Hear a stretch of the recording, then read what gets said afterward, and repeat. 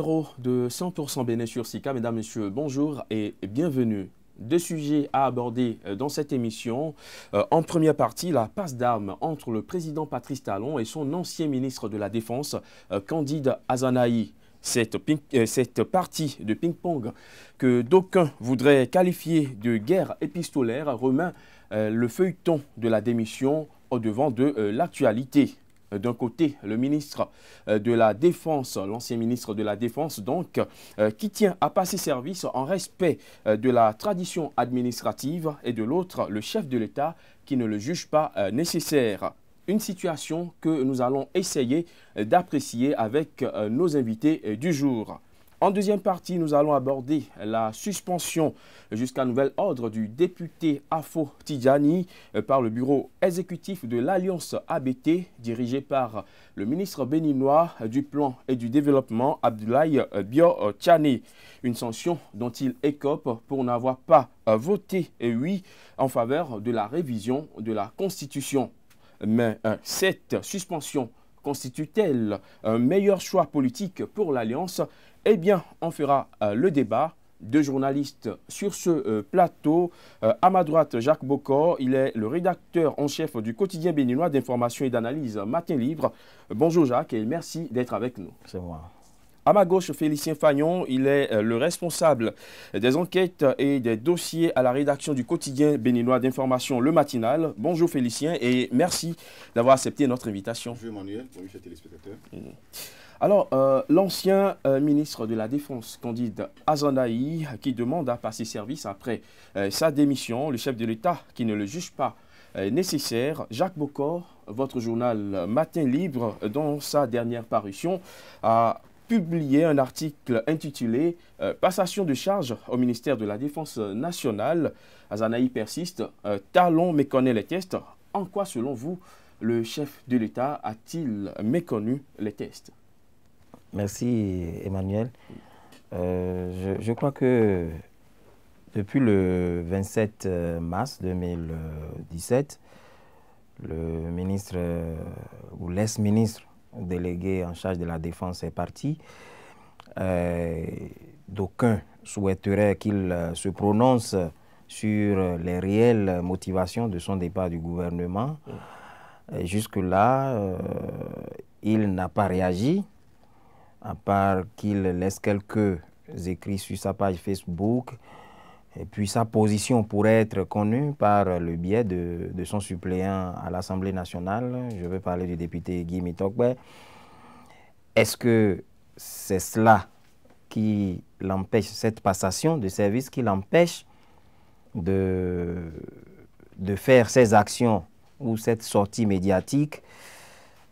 On peut peut-être opiner sur cette piste parce que dans l'une des correspondances, il a rappelé au chef de l'État que lui, il insiste à passer service pour vaquer à ses occupations, pour disposer de son agenda, mais le chef de l'État lui dit qu'il peut disposer de son agenda, mais le député et le ministre Azanahi lui a rappelé que la passation de charge, ce n'est pas une commodité. Ça répond à, disons, à une triple exigence.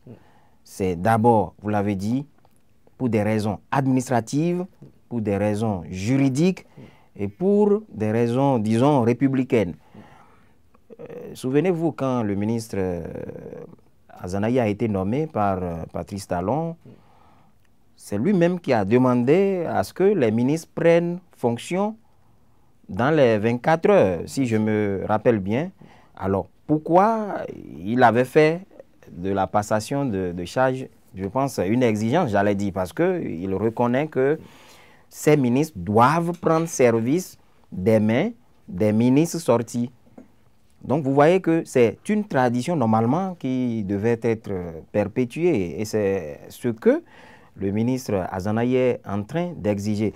Moi, à mon humble avis, normalement, lorsque vous prenez service à une date T, on doit pouvoir savoir que vous l'avez laissé à une date T1.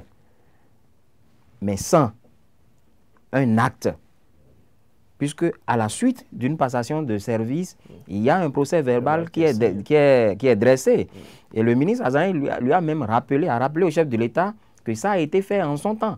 Et copie a été déposée au secrétariat général du gouvernement. Alors lorsque vous suivez tout ce cheminement, vous devez reconnaître qu'il y a d'un côté, je ne sais pas, une façon de vouloir s'opposer à ce qui est normal. Donc normalement, c'est que le chef de l'État est en train peut-être d'enfreindre à une exigence administrative, voilà, et puis juridique, parce que c'est un acte. Si quelque chose se passait, le ministre Azanaï allait dire non, moi j'ai déjà passé service à cette date-là. Maintenant, qu'est-ce qui prouve aujourd'hui que le ministre Azanaï a passé service ou a quitté officiellement ses services? Rien ne le prouve. Alors, Félicien Fayon, nous avons tous lu les courriers échangés entre les deux hommes. C'est à peine si le second courrier de l'ancien ministre de la Défense, Candide Azanaï, ne s'est pas transformé en un petit cours de droit administratif. Est-ce que, selon vous, cela suffit déjà pour qu'on puisse penser que le chef de l'État a méconnu les textes de la République? Je ne pense pas que le chef de l'État ait vraiment méconnu les textes de la République comme l'a tenté de faire croire M. Candide Azanaï. Je ne pense pas, parce que lorsque quelqu'un vous délègue son pouvoir et que vous n'êtes plus en mesure d'assumer des fonctions qu'on vous a confiées, vous démissionnez. L'acte de démission seul déjà suffit pour constater qu'il n'est plus à ses fonctions à partir du jour où il a déposé sa démission. Et donc, tout ce qui va se passer après son départ ne lui incombera plus. On ne va plus donc lui dire que c'est lui qui a posé des actes qui ont donc succédé à sa démission. Parce qu'il n'a pas passé service. Je ne crois pas. Puisque l'acte de démission, tout au moins, est là. Il a adressé une lettre au chef de l'État pour lui notifier sa démission du gouvernement. Ça, la seule déjà a valeur juridique pour montrer qu'il n'est plus ministre. Et donc, tout ce qui s'est passé après lui ne l'engage plus. Alors, la passation de service, à mon avis, si M. Candide Azanaï estime que c'est une nécessité administrative, je pense que lui-même déjà, après sa lettre de démission adressée au chef de l'État, devait pouvoir appeler un huissier à qui il va passer service avant de partir.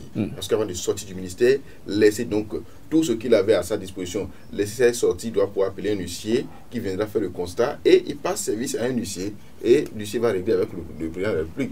Ça s'est toujours passé, c'est pas pour la première fois. On a toujours passé service à des huissiers si on le juge nécessaire, parce qu'il y a des gens qui n'aiment même pas passer service à celui qui va leur succéder. Ça se passe régulièrement.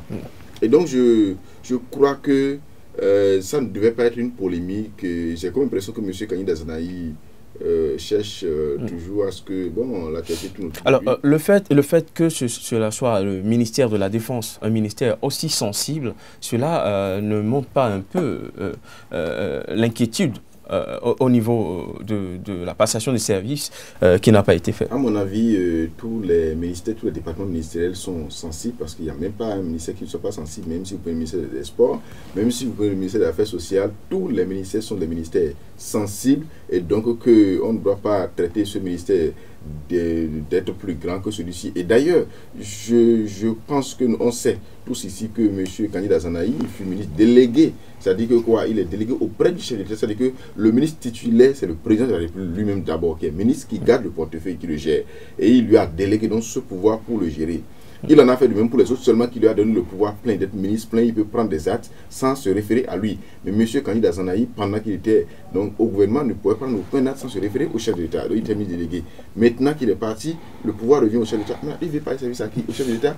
N'est-ce pas, si Candide Azanaï... à son décès ou bien quelque chose est parti. Il n'avait pas besoin d'attendre ou bien d'écrire au chef de l'État. D'abord, il n'avait pas besoin de recevoir l'ordre de quelqu'un avant de le faire, puisqu'il n'a reçu l'ordre de personne avant de quitter le gouvernement. Et donc pour partir, tu passes service et tu sors. C'est aussi simple que ça.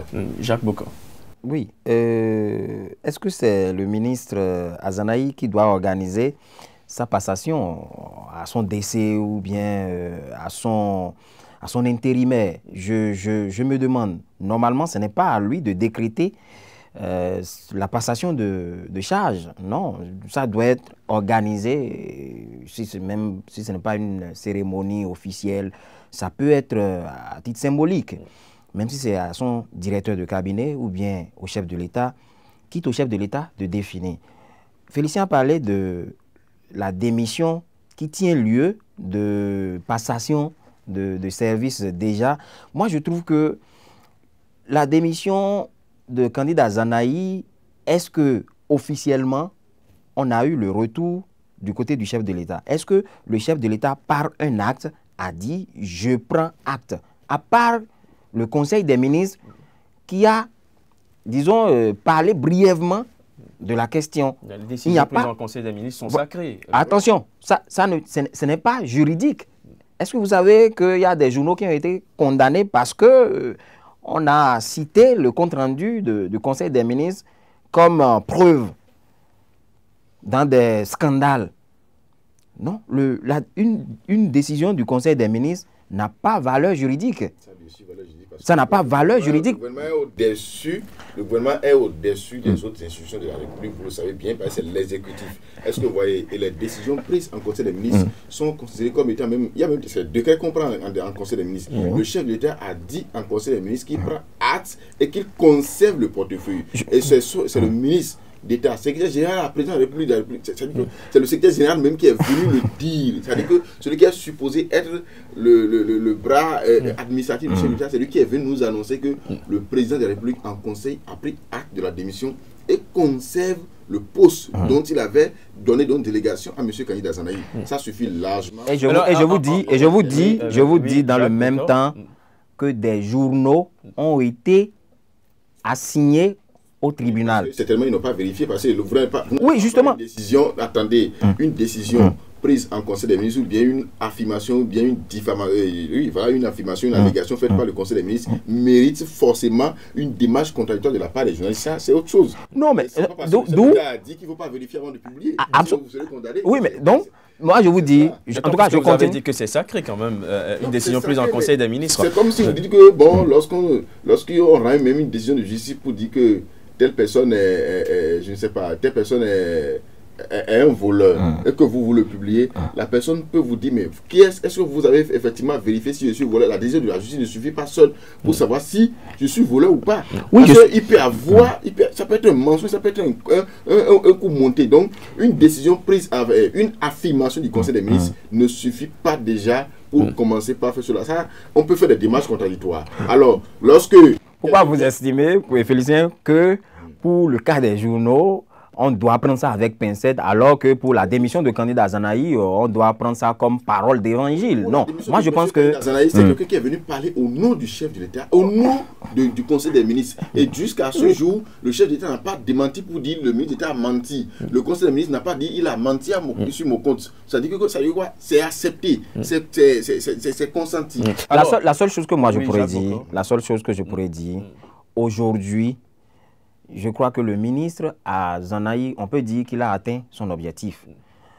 Comment? Parce que même s'il ne passait plus service, il pourra exhiber demain, si quelque chose, disons, advenait, il pourra exhiber ses correspondances du chef de l'État, notamment de son directeur de cabinet, en disant, oui, j'ai souhaité passer service, mais voilà ce que le chef de l'État m'a dit en son temps. Ça a été même relayé dans plusieurs journaux. Je crois qu'aujourd'hui, le candidat Zanahi a réussi à obtenir des garanties, je dirais. Parce qu'une correspondance signée du directeur de cabinet, cachetée, je crois que ça, au moins, ça peut avoir valeur juridique. Et désormais, si quelque chose se passait, il dira qu'il n'était plus là. Est-ce que vous avez pu passer service, M. Zanahi? Non, je voulais passer service, mais voilà ce qu'on m'a opposé comme, disons, lettre. Donc, il pourra l'exhiber désormais. Donc, je pense que même si le chef de l'État ne veut plus de la chose, le ministre Zanahi, aussi rusé qu'il soit, a réussi à avoir de lui un acte attestant que l'erreur peut-être pourrait provenir du chef de l'État, qui n'a pas voulu qu'il passe service. Voilà. Parce que, tel que vous l'avez dit, la passation de service, c'est sacré. Du moment où vous me confiez cette salle, il y a peut-être une caméra ici. Si je veux partir, il faudrait que je vous dise, je suis en train de partir, je vous laisse les caméras. ou bien, entre-temps, il y a une caméra moins une, et qu'une est tombée en panne, c'est en réparation, ou bien c'est à tel niveau. Vous voyez, donc c'est quand même important qu'il puisse passer service. Maintenant, d'aucuns ont dit que peut-être le chef de l'État a peur de ce qui sortira de la bouche de Candide Azanahi à cette cérémonie de passation de service. Moi, peut-être, je ne vois pas ça sous cet angle parce que il est libre de parler le jour-là. Mais est-ce que le chef de l'État aussi acceptera de médiatiser une telle passation de service? Voilà.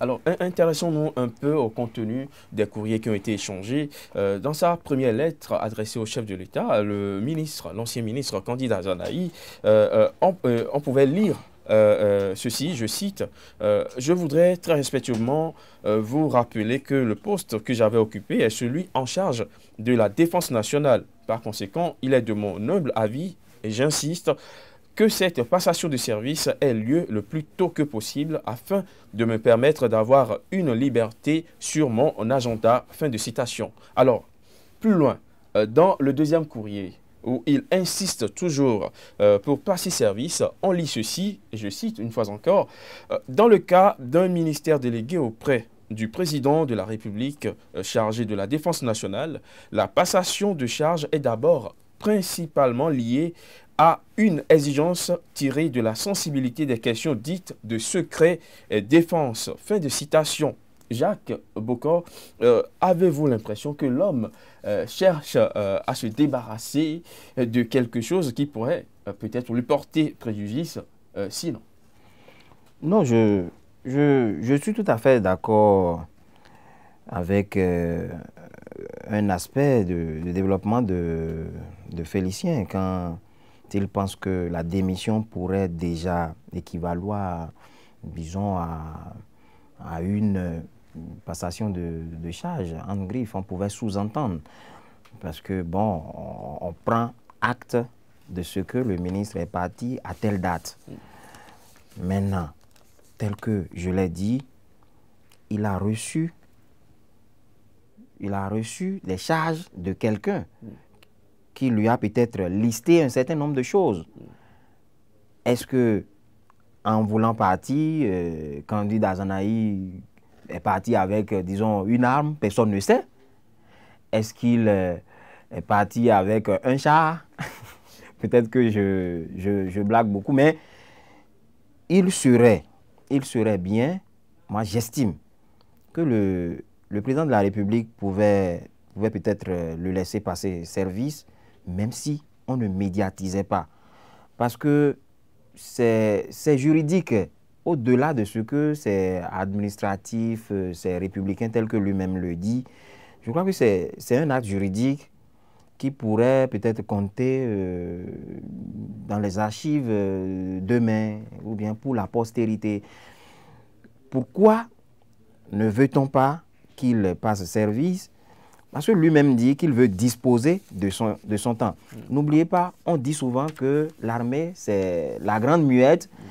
Est-ce que c'est compte tenu de tout ça qu'il n'a pas encore effectué des sorties médiatiques, qu'il ne va pas à des rencontres politiques peut-être, à part peut-être les rencontres au niveau de son parti politique Restaurer l'Espoir, on n'en savons rien. Mais le chef de l'État, je crois, l'a libéré désormais, a dit tu peux disposer de ton temps. Ce n'était pas nécessaire de passer service. Bon, quitte au ministre Azanahi d'en prendre acte. Est-ce qu'il va toujours continuer à envoyer des correspondances? Ce qui est sûr jusque-là, on n'en a pas encore eu écho. Donc, sans doute, il a pris acte de ce qu'il peut disposer désormais de son temps. Mais, à mon humble avis, on aurait pu, même si ce n'est pas au chef de l'État lui-même, parce que, comme l'a dit Félicien, le ministre Azanahi n'était pas plénipotentiaire, il n'avait pas plein pouvoir. Il était délégué, mais il pouvait passer service à son directeur de cabinet, comme l'a suggéré Félicien Fayon. Alors, Félicien Fayon, dans le courrier que le ministre de la Défense, l'ancien ministre de la Défense, Candide Azanahi, a envoyé, il a souligné la sensibilité de ce ministère. Il a parlé de secret défense. Jacques, dans son développement tout à l'heure, a parlé d'armes. de tel nombre d'armes qui est là. Il va falloir faire le point du nombre d'armes pour que demain, on n'en parle pas, on ne dise pas que tel n'est plus à sa place et tout. Est-ce que, selon vous, tout ça ne justifie pas l'insistance de l'homme à vouloir tout de même passer service? D'abord, ce n'est pas le ministre de la Défense qui garde les armes. Il y a le chef d'état-major général qui est là, celui qui veille sur les armes. Le ministre de la Défense ne gère que le côté politique donc des forces armées. Il ne touche pas à l'arme et il peut même ne pas savoir le nombre d'armes que compte le Bénin. Donc le problème ne se pose pas à ce niveau-là. Et même quand on parle de secret de défense, je ne crois pas que lui-même, Kandida Zanaï, en tant que ministre de la Défense, détienne effectivement les secrets de défense. Je ne pense pas, parce que le chef d'état-major général, d'ailleurs, il est en liaison directe avec le président de la République et tout se passe entre eux deux. Alors, lorsque je reviens maintenant à cette insistance par rapport à la séparation de services, je pense que M. Azanaï, dans son courrier que vous venez de lire, dont vous venez de lire un passage, j'ai comme l'impression que quelqu'un l'a contraint à démissionner, alors que c'est lui-même qui a voulu démissionner. Et lorsque vous voulez démissionner, prenez vos dispositions avant de partir. Avant de partir, mais organisez, ne serait-ce qu'une petite personne, mais faites un PV là. Appelez un huissier qui vient constater, vous partez. Je ne crois pas que quelqu'un l'ait contraint à démissionner. Maintenant, lui-même il quitte le gouvernement, il se retranche chez lui et il commence par à insister à parler de service, comme si il revenait à quelqu'un d'organiser la passation de service. Attendez, il avait pris fonction des mains de quelqu'un, comme l'a dit tout à l'heure Jacques Bocor, mais il a pris les fonctions des mains de quelqu'un, mais au nom de quelqu'un. C'est au nom du président de la République, parce que c'est un poste délégué. Alors, il a pris service au nom du chef de l'État. Et il a exercé au nom du chef de l'État et en rapport naturellement avec lui. Quand il a fini, il n'était pas tenu de passer service au président de la République. Ce n'est pas possible. Moi, je n'ai jamais vu un ministre passer service à un chef d'État. Ça ne peut pas se passer. Maintenant, il y a même une jurisprudence. Tout au moins ministre secrétaire général de la présidence. Non, pas forcément.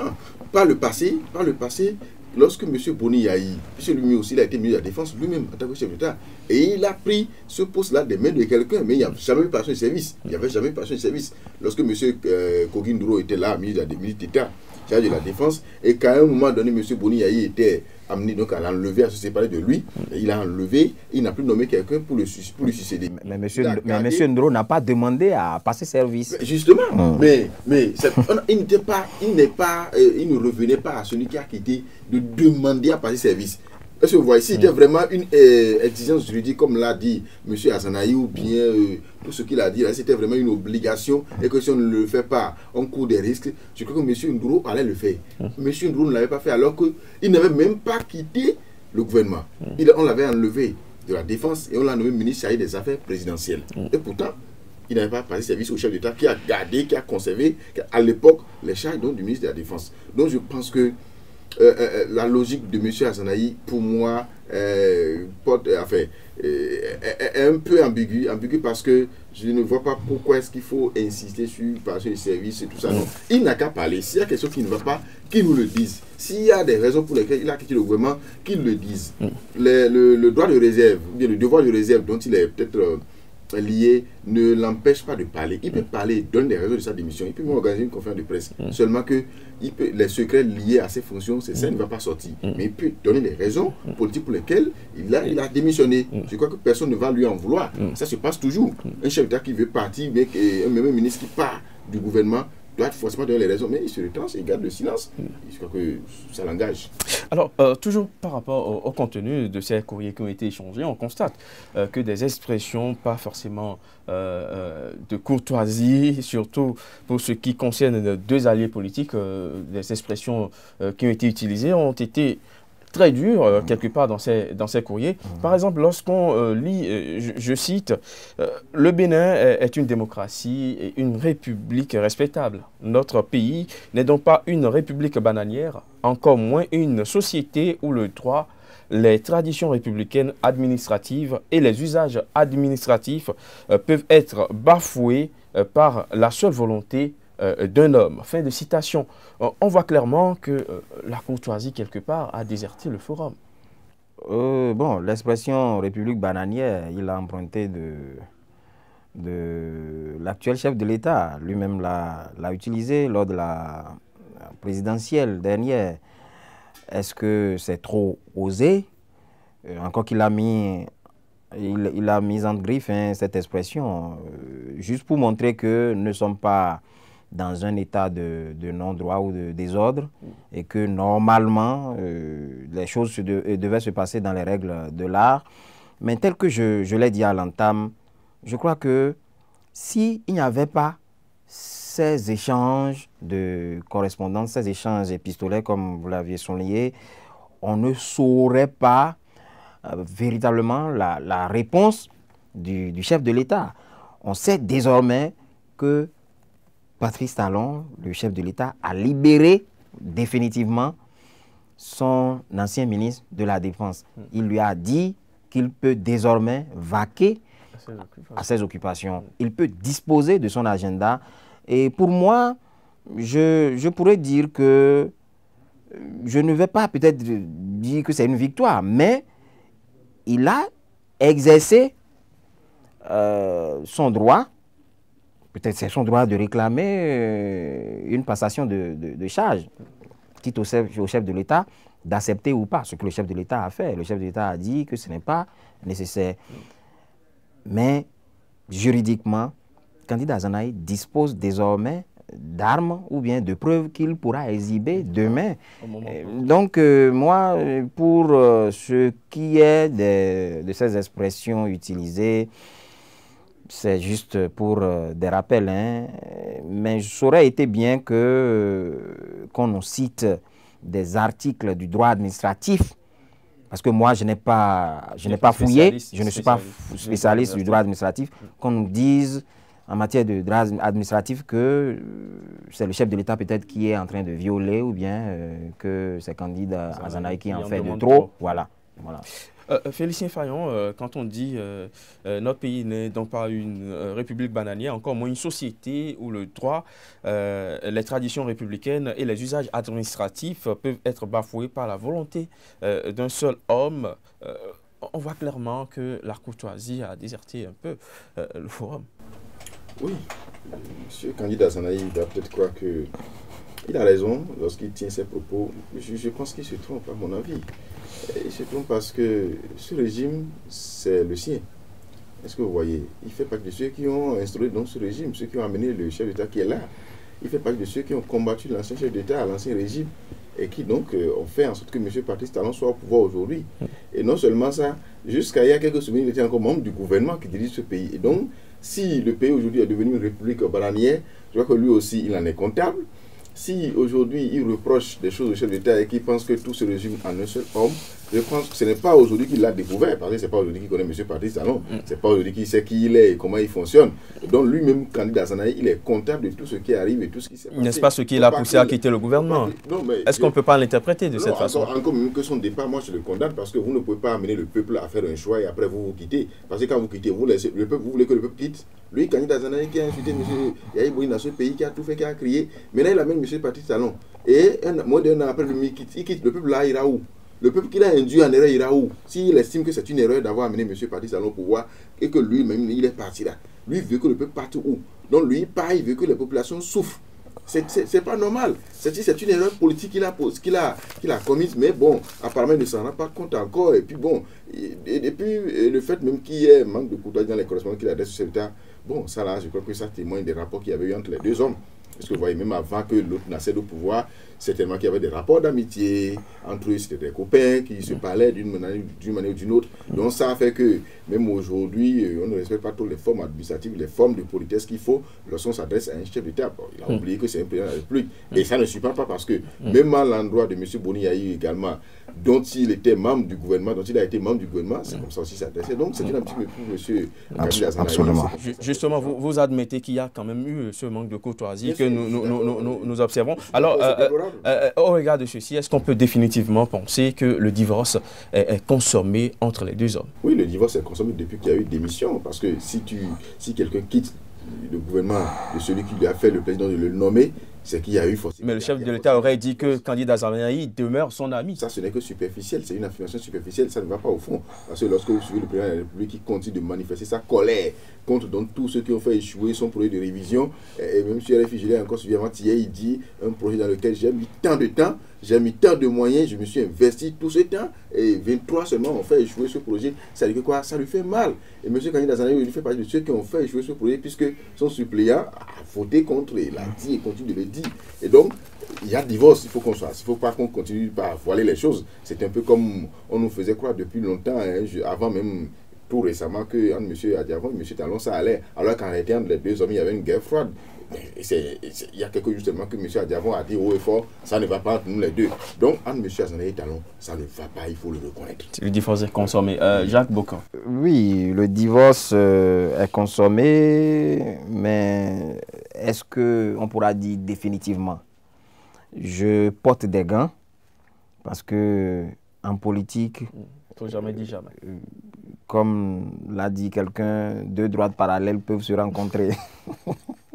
Parce que ça dépend des intérêts du moment et des humeurs du moment. Certainement que candidat Zanaï n'est pas d'accord avec Patrice Talon sur un certain nombre de points. Peut-être Patrice Talon demain pourra dire reviens, je suis prêt à me débarrasser de ceux avec qui je compose, ceux que tu ne digères pas, ou bien je suis prêt à changer moi-même, reprenons, je te donne telle garantie. Si il estime qu'il pourra continuer avec lui, il pourra toutefois retourner. Mais de moment des journalistes, et vu le parcours de candidat Zanaï, je ne l'ai, moi particulièrement, je ne l'ai jamais vu revenir sur son parcours. Oui, quand on connaît effectivement candidat Zanaï, on pourra quand même le dire. On pourra quand même le dire. Mais est-ce que vous savez qu'il ne digérait pas en griffe certains au niveau de l'Union fait la nation et pourtant on l'a positionné sur la liste, il n'a pas craché là-dessus. Donc, moi je pense que compte tenu surtout des enjeux qui arrivent, il y a 2019, je ne sais pas si candidat Zanaï acceptera présenter des candidats à la députation sur la liste Restaurer l'espoir. Comment va-t-il se débrouiller pour... Parce que, qu'on le veuille ou non, ça fait partie certainement des choses qui l'ont poussé à quitter. Les calculs pour 2019, comment retourner au Parlement, comment conserver son poste, parce qu'il estime que Patrice Talon, lui, c'est un opérateur économique. Au-delà de tout, s'il finit la fonction présidentielle, il pourra peut-être retrouver ses sociétés. Lui, il a une carrière politique. La préserver. Candidat Zanaï, c'est un enseignant de base. Il a laissé l'enseignement pour la politique et ce n'est que de ça qu'il vit. Et il faut quand même qu'il sache réajuster les voiles au moment où il le faut. Donc j'estime que divorce pour le moment, oui, mais les choses pourraient se remettre en ordre. Ça dépendra du chef de l'État. Voilà. Alors, nous allons... Non, ça dépendra plutôt de M. Candidat Zanaï, parce que c'est lui qui a quitté le président de la République. Oui. C'est pas le chef qui s'est séparé de lui. Oui, il a quitté certainement. L'autre mois, en conseil des ministres a dit, et oui. M. Refi a dit, M. Candidat Zanaï demeure mon ami. Ça dit que oui, mais vous l'avez dit que c'est sur papier. Même l'amitié au niveau du président ne pose pas problème. Il revient à M. Candidat Zanaï qui est parti de revenir. Oui, mais un ami mais qui reste sur papier, qu'est-ce qu'on met en place pour conserver cette amitié? Le chef de l'État n'a jamais dit, bon, reviens me voir. La preuve, au niveau des correspondances, il lui a dit, dispose de ton agenda. Il ne lui a pas dit, non, je voudrais encore que tu continues avec moi. C'est pour ça. Alors, nous allons évoluer dans cette émission, aborder à présent le deuxième sujet de cette émission. Le bureau exécutif de l'Alliance ABT, la formation politique du ministre du Plan, ministre d'État en charge du Plan et du Développement, Abdoulaye Biotchane, a décidé de suspendre l'honorable Afo Tidjani jusqu'à nouvel ordre. Il lui est reproché d'avoir voté non au projet de révision de la Constitution. Félicien Fayon, comment pourrait-on apprécier une telle mesure à l'encontre de l'honorable député? Bon, moi, de façon personnelle, cette décision, moi, je ne l'approuve pas. C'est vrai que ma voix ne compte pas. pour influencer la décision de l'Alliance ABT. Je l'approuve parce que, d'abord, c'est une erreur. Une erreur, en ce sens que, politiquement, ça n'arrange pas l'Alliance ABT. Vous ne pouvez pas empêcher un député de s'exprimer. Ce n'est pas possible. Le député a voté, il a donné sa position. C'est lui qui est là maintenant, même s'il est suppléant, encore qu'il n'est même pas suppléant de quelqu'un, c'est lui qui est là maintenant, c'est lui qui est à l'Assemblée nationale. C'est sa voix qui compte. C'est vrai qu'il est là, il a des mandats, d'accord? Mais s'il est allé écouter des mandats et que les mandats lui ont dit qu'il faut voter contre, je crois qu'il est libre de voter contre. L'autre chose, c'est que lorsqu'on voit leur circonscription électorale, la circonscription électorale de provenance du député, de là où il a été élu, c'est une circonscription, c'est-à-dire le Nord.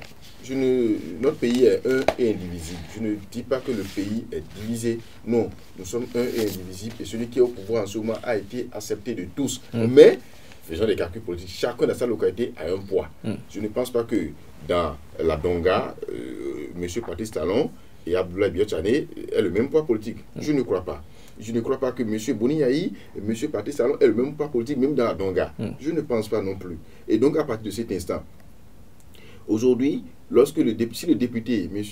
Afo-Orbo, rentre chez lui, dans la Donga, il va peut-être faire un meeting pour dire, bon, mais j'ai été sanctionné par notre grand frère, M. Biotchane, ils sont partis juste parce que j'ai voté contre la constitution, l'étude du projet de constitution.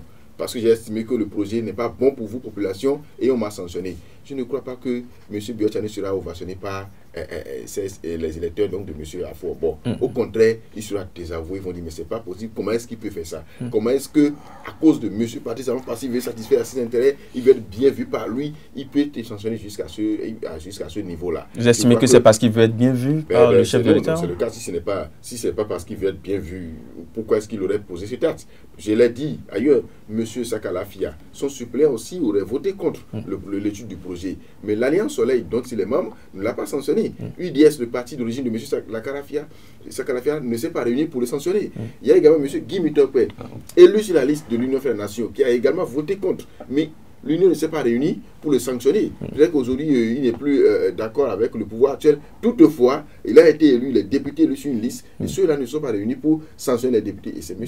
Abdoulaye Biotchane qui se lève et qui fait une réunion, qui, comme quelqu'un l'a dit, il a pris une décision comme il sanctionne des gens de l'administration pour sanctionner les députés. Je trouve que ce n'est pas normal, c'est une très grave erreur qu'il a commise et il est encore temps pour lui de se rattraper. Parce que il pouvait, pour se justifier auprès du chef de l'État, pour montrer à l'opinion publique que lui est d'accord avec le chef de l'État, qu'il est consentant par rapport donc à la révision, le groupe politique pourrait se réunir, d'accord, sortir un communiqué qui désapprouve l'acte du député, mais pas pour dire qu'il est suspendu, pour dire qu'eux condamnent le comportement du député parce qu'il a reçu un mot d'ordre qu'il n'a pas suivi et donc eux le condamnent. Simplement, on peut faire un communiqué comme ça, qu'on peut publier, d'accord, pour montrer qu'il y a eu un désaveu public qui est venu donc de son camp. Finalement, ça veut dire qu'on peut violer la discipline de groupe à tout va et sans être sanctionné. Non, du tout pas, du tout pas. Il y a aussi quelque chose. Demandez-vous la question et posez-vous la question de savoir ce qui est arrivé, comment est-ce que ABT lui-même et son alliance ont fait pour laisser ce député aller auprès de ce vote. Est-ce qu'il y a eu une sensibilisation dès le départ? Est-ce qu'ils ont bien parlé avec le député? Est-ce qu'ils l'ont convaincu? Est-ce que lors de leur réunion, est-ce que le député les a déjà rassurés de ce que lui votera? Oui. Il faut aussi qu'on se pose ces questions. Parce que je ne vois pas qu'ils soient d'accord et qu'arrivé donc au Parlement, ils puissent poser un autre acte. C'est sûr que ils ne se sont pas entendus. C'est sûr qu'il n'y a pas eu un travail bien fait. Un manque de cohésion, en fait. Voilà. Alors, Jacques Boko, la suspension du député Afo Tidjani, est-ce que c'est forcément un meilleur choix politique, selon Félicien Fayon? Non. Non, je pense que je partage entièrement son développement. C'est vrai, l'Alliance ABT n'en avait pas beaucoup. Et si le député disait qu'il part, c'est une lourde pète. Ils en ont deux sièges. Ils en ont deux, Wallis Oumarou et lui. Donc, je crois que normalement, on devrait travailler à entretenir l'existant. Mais ça pose le problème de fonctionnement de nos partis politiques. Il a souligné, est-ce qu'on a eu des discussions franches au départ? Est-ce qu'on a eu des discussions franches? Est-ce que on savait que le député Afo Orbo, lui, il allait suivre la direction de sa base? Parce que c'est ce que le député va dire. que c'est sa base qui lui a dicté ce choix-là, cette option. Il revenait soit à ABT, Abdoulaye Biotchane, de démissionner du gouvernement ou de le sanctionner. Parce que une formation politique, que ce soit alliance ou parti politique, c'est une charte, c'est-à-dire, disons, un statut et un règlement intérieur. Et puis, l'article 26 de la charte portant la charte des partis politiques dit que vous êtes libre d'adhérer à un parti politique comme de démissionner.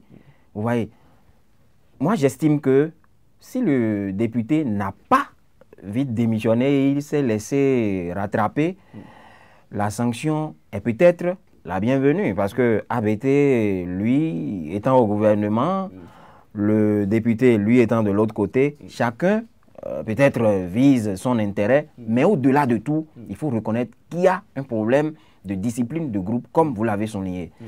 Mais ce qui me gêne, c'est qu'au niveau du communiqué, on a dit que le député élu sur la liste de l'Alliance ABT, alors que la consigne au sein de l'Alliance était pour un vote favorable. La consigne, comment une alliance peut laisser consigne? Normalement, ça devait être des échanges. Compte tenu de l'avis des mandants, c'est ça. Donc, c'est pourquoi je dis il fallait discuter. Vous êtes allé sur le terrain, qu'est-ce que la base dit? Encore que Abdoulaye Biotchane même n'est pas en marge de ce qui se passe sur son territoire. La preuve est que quand un bâtiment s'est effondré, on a dit qu'il est allé sur le terrain. Donc, il y va régulièrement, encore il doit avoir des lieutenants sur le terrain qui doivent lui faire le point de ce qui se passe sur le terrain. Donc, normalement, ça devait être une discussion et non une consigne de vote. C'est-à-dire, si vous allez à l'Assemblée nationale, vous votez oui. Ça veut dire qu'on ne tient pas compte des aspirations du peuple. Moi, j'estime que dans cette sanction, seul le député pourra prendre acte de ce qui a été posé comme acte au niveau de son alliance et au mandant de nous dire en 2019 si c'est l'alliance qui a raison ou bien c'est le député qui a raison. Félicien Fayon, nous sommes presque à la fin de cette émission. La même chose s'est fait ressentir au niveau de l'Union fait la Nation, vous l'avez dit tantôt, au niveau de l'Alliance Soleil, tous du côté de la mouvance présidentielle. Forcément, il se pose un problème de cohésion politique autour du chef de l'État. Oui, je vois qu'à ce niveau, ça pose un problème non seulement de cohésion, mais c'est que le projet n'a pas été porté comme cela se devait. Parce que je ne vois pas un gouvernement dans lequel il y a M. Sékou Lazare, qui est membre de l'Union Fédération, qui a des alliances avec M. Bruno Amoussou, et un gouvernement dans lequel il y a un gouvernement dans lequel il y avait même M. Azanaï, vous voyez, parce qu'il a démissionné il y a une semaine de choses là. Je ne vois pas qu'il y ait un gouvernement qui est porté sur ce genre de projet devant l'Assemblée nationale et qui échoue. Ça veut dire qu'il n'y a pas eu, comme on l'a dit, une discussion franche. On n'a pas associé peut-être tout le monde, on n'a pas impliqué tout le monde dans la discussion politique, dans les engagements politiques à prendre pour pouvoir réussir ce projet. Donc, c'est ça qui a certainement fait que, bon, au niveau donc des députés, il y a eu tout ce qu'on a observé. Et malheureusement, parce que moi, je déplore la situation, l'étude du projet a échoué. J'aurais voulu vraiment que ce projet soit étudié. Malheureusement, ça a échoué. Ça a été une sanction politique pour le chef de l'État. On prend hâte comme lui-même également. Merci à vous d'être passé sur le plateau de cette émission. Jacques Bokor, rédacteur en chef du quotidien béninois d'information et d'analyse Matin et Libre. Félicien Fayon, responsable des enquêtes et des dossiers à la rédaction du quotidien béninois d'information Le Matinal. Merci d'être passé avec vos différentes analyses. Mesdames, Messieurs, ce sera tout pour aujourd'hui. Ravi d'avoir été en votre compagnie et très bonne suite des programmes sur Sika.